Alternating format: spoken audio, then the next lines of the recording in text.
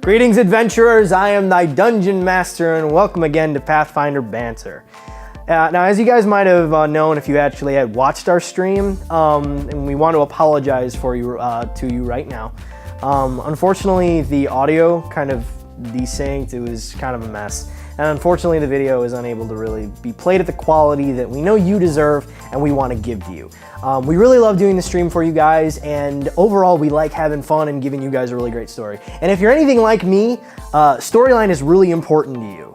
I love story above all else. I actually, as you guys might have noticed, for all you hardcore gamers out there, I might actually put some mechanics or tweak some mechanics in order to make the storyline fit more the tone of what we're going for.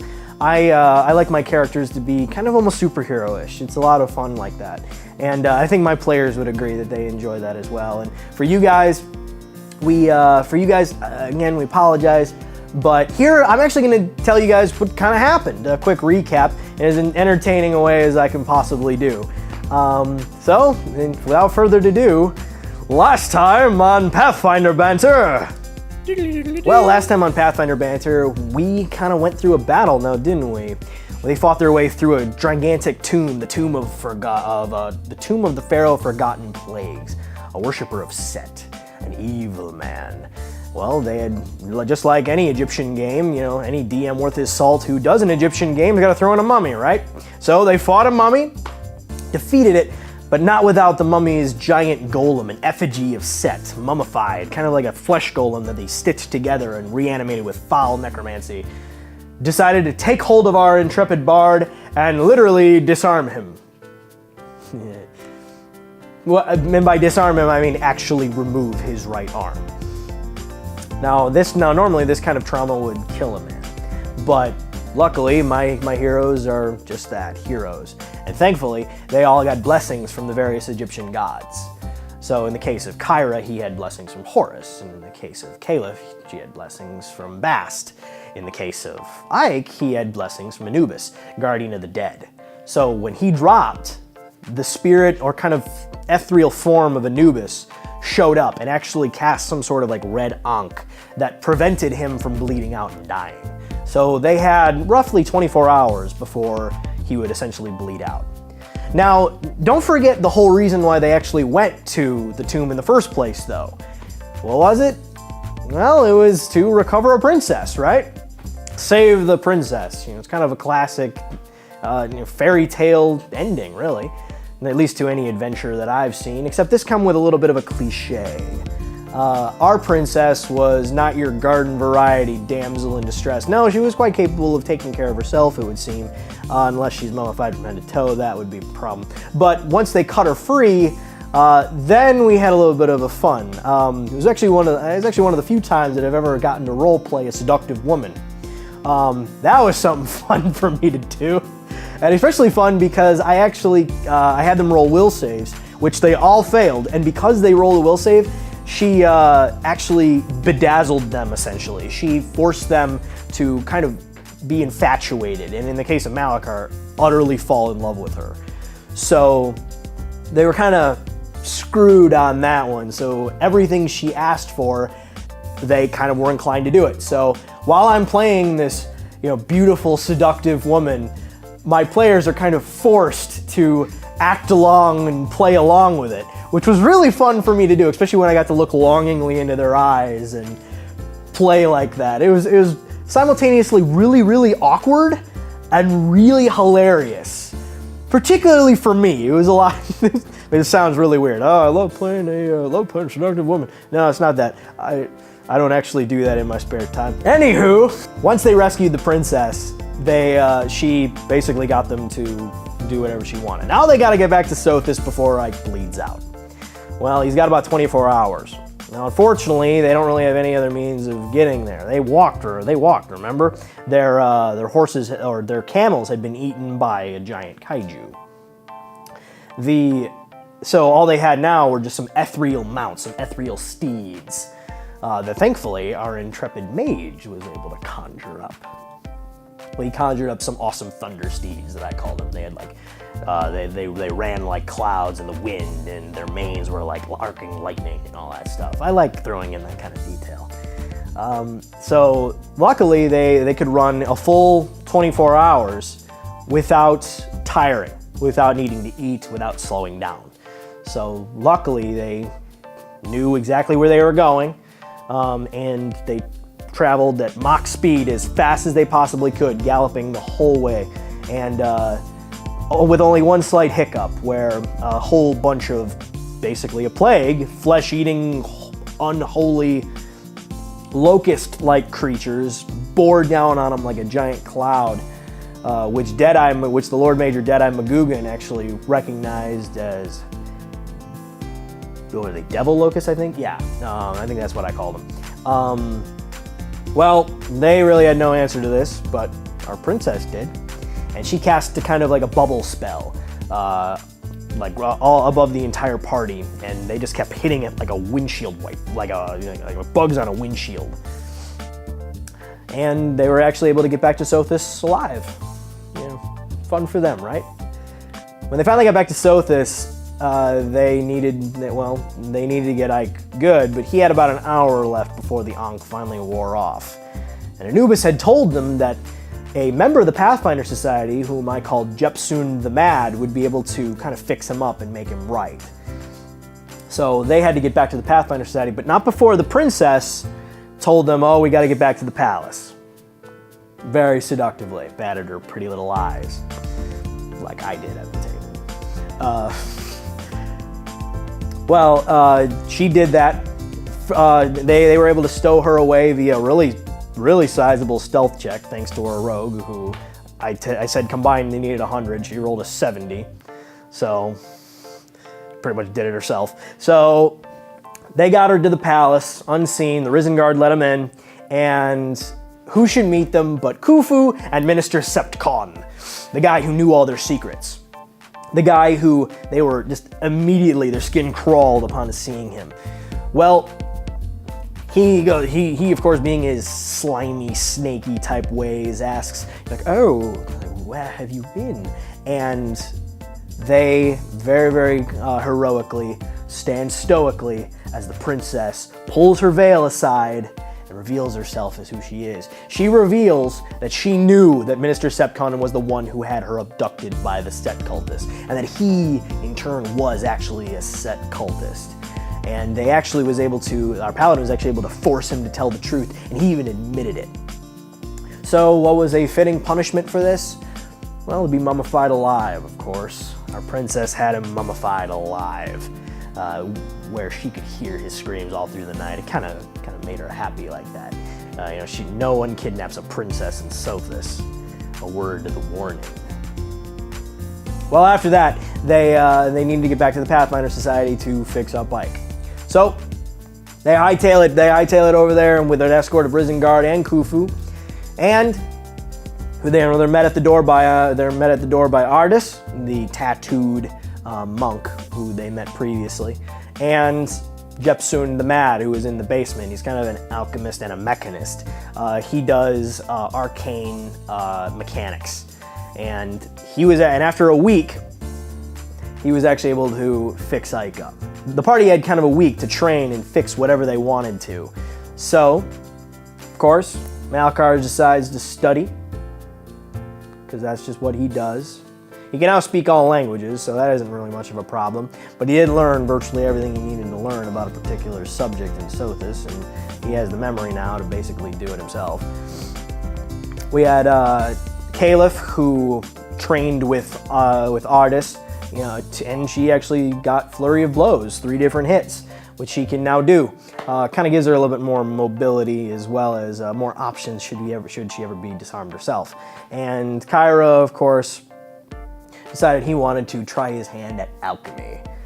He likes making things now, and since he's getting a little interesting, he decided that he wants to be able to make things go boom, as well as possibly bolster his own healing magics and healing abilities, which alchemists are known to do. Well, finally, after a week, Jepsun the Mad opens his door, and who should be there but dun dun dun dun dun dun dun dun dun dun dun dun dun Ike with a new robot arm. That's right, I gave him a robot arm. Who doesn't want a robot arm? I do. But not against my will. Well, it's got a whole bunch of cool stuff on it. It's got a whip that he can retract and everything. He can do all, he's increased his strength. He can like bench press a Chevy. Chevys don't even exist in this world, but he could do it if it was in that world. He can do all kinds of cool stuff. You know, he can even like do kind of a grapple arm that I call the grabo arm. Or what he does, he throws his hand like an Inspector Gadget, and it's kind of attached to a wire that kind of reels in about 30 feet. So he can actually use it to kind of grab things way up high, as well as grapnel him up to like a top of a roof.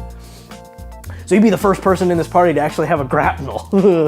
Well, whatever. So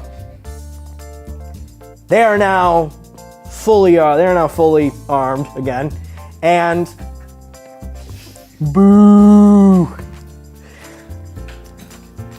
But who should who should come down the stairs? But Tezrock the Scorpion himself. The black mage. Black and red mage, actually. He wears black, he's actually Osiriani. But the character comes downstairs, he's kind of the commandant of that Pathfinder society. He tells them they got an old message. A message from somebody of importance. A message from somebody that they know. Ayanna. Ayanna tells them that one of her agents had traveled south towards the border of Osirian and Katapesh in order to recover some kind of artifact. Now, that is a pretty decent distance, and she kind of lost track from them. She hasn't heard from them in a while, which is weird because she was actually able to sever their psychic link, which is incredibly strange. She has a very powerful link with anybody who does her bidding. So this person is definitely someone she wants to recover, or at least learn what happened. So she sends the Raven's Wing. So what does the wing do? They decide what's the best way to travel that kind of distance. Well, the paladin, of course, as pious and noble as he is, suggests let's enter the Shadow Realm. Yep, the Shadow Realm. That's right, that dark place where nightmares occur. Yeah, they want to go there. Now, thankfully, if you actually use the Shadow Walk spell, which our bard was somehow able to get, well, they decided to enter the Shadow Realm. Now, the Shadow Realm is a place where nightmares occur and things are horrible, and they suggested even rubber chickens. I don't know why. They're weird sometimes. But they decide they're going to do it. Our bard somehow was able to get the spell because, you know, he's a bard and he comes up with weird stuff. I don't know, he wears a top hat and rides an ape that's made of rock. I don't know, now he has a robot arm, which is real cool. So they decided to enter the Shadow Realm. By traveling through the Shadow Realm, I didn't really do anything negative to them mechanically, but what I did is give them very personalized and very disturbing visions. Like, for instance, for Kyra, I had him see his birth mother and his father, the kind of adopted father, essentially being flayed alive by Chalexians. Really intense stuff. Or for Caliph, Tareth being murdered brutally while she is murdered as well. Or with Malachar being locked up in an insane asylum for all eternity, you know, forgotten and alone. And for Ike, his other arm getting ripped off. Cause right, I mean that's scary. I also had it so that he would never be able to sing again. Like his tongue was ripped out and his mouth was sewed shut. There's a whole bunch of gruesome stuff. But you know me, I like that kind of stuff. You know, Call of Cthulhu and that kind of deal. Which they told me they don't want to do anymore. But guess what? It's gonna be back. Well, they were farted out of the Shadow Realm and they finally get to the border of Katapesh. And they're able to kind of very easily track where the slavers are being held who have the agent.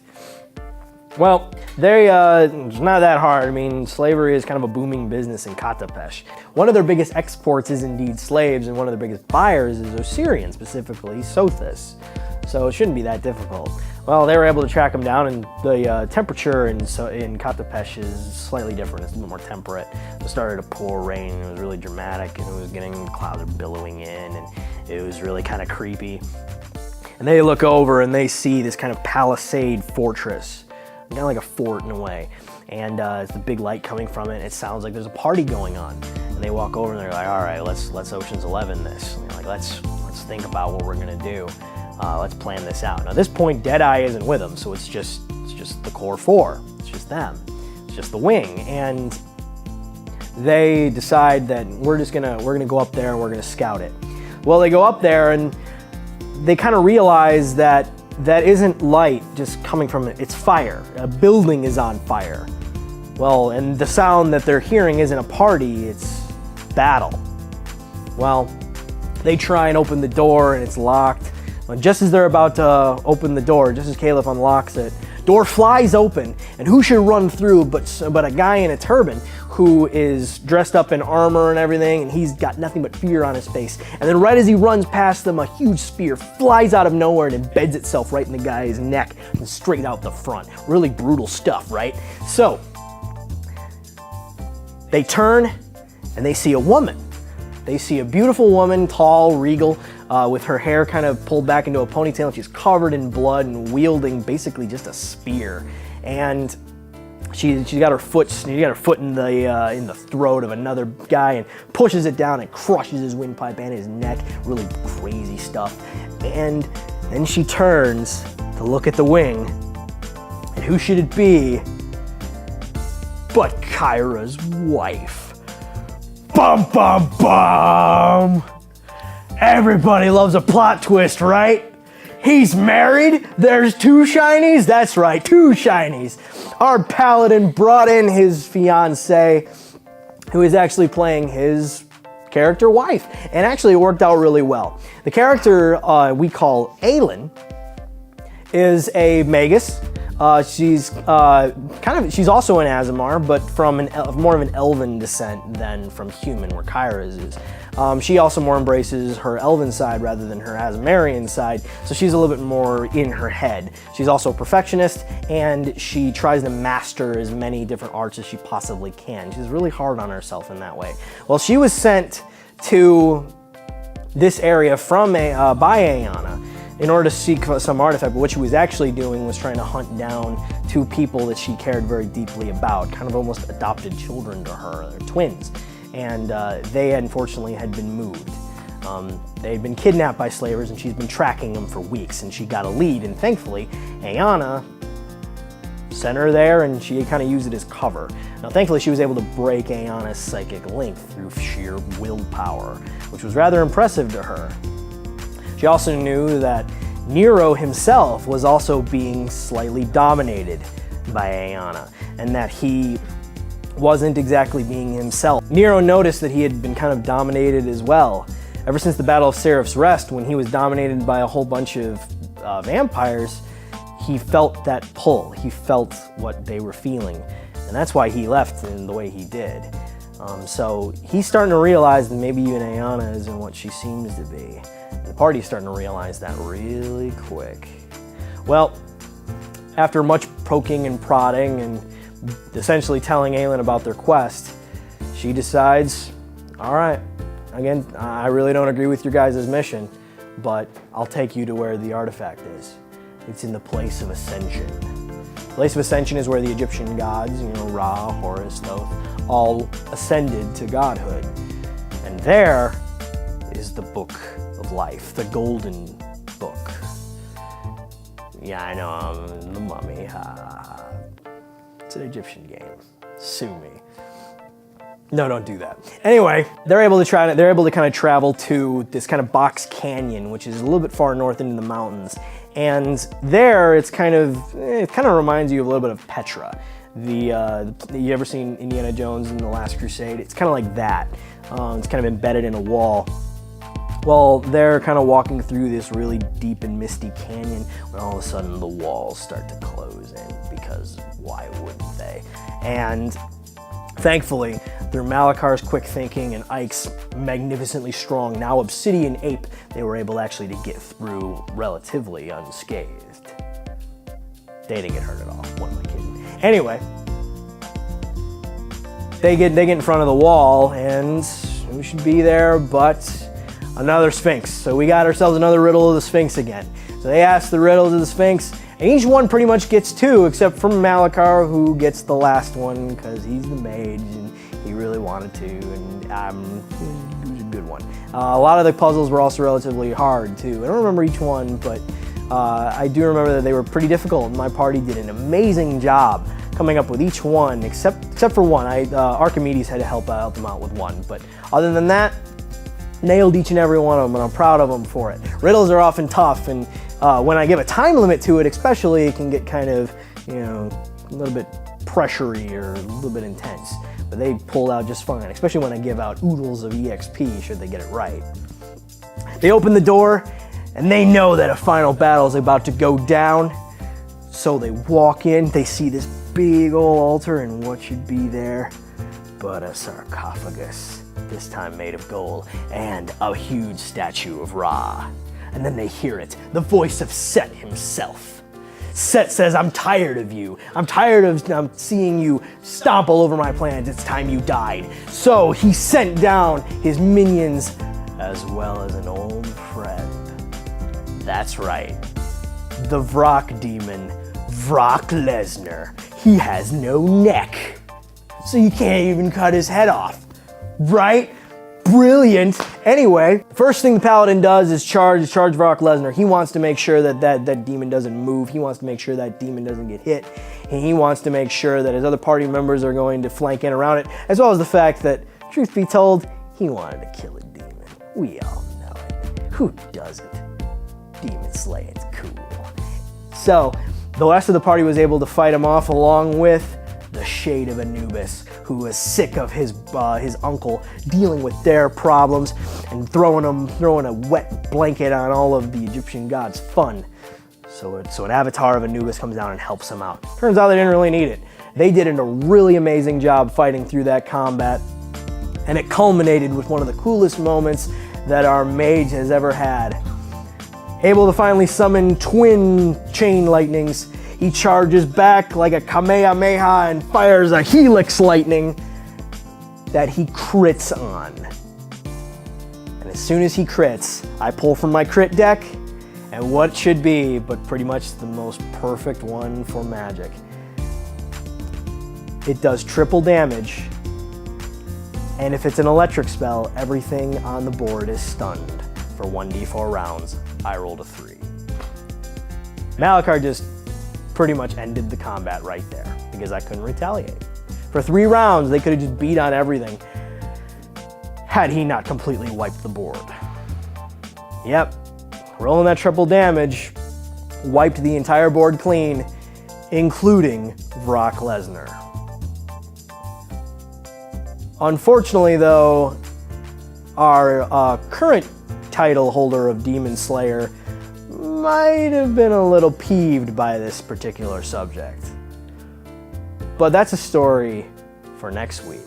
Thank you for joining me for Pathfinder Banter. And we'd like to thank you so much for joining us for each one of our games. We really appreciate it, and we really appreciate your support and your kind words, and it really kind of makes it worth it. Now, aside from just us having fun every week, we really enjoy it. For us, it's all about the storyline, and we want to make sure the storyline is awesome for you as well. Please support our channel at YouTube, as well as our new website, www.pathfinderbanter.com. We have news. We're going to be having bios up this week. We're on all of the players and maybe even some of the NPCs. We'll have art. We'll have a link to Caleb's own journal, as well as maybe even soon, some merchandise. You've seen that Made You Me shirt.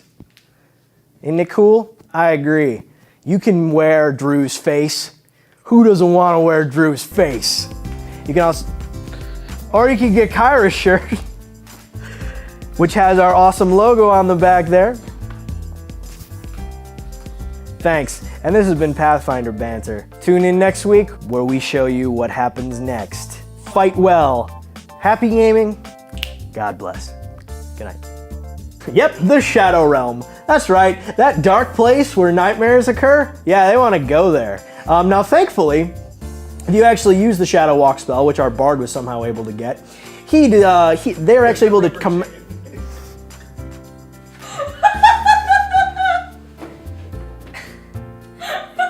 Peanut Gallery. Minus XP. No. Anyway.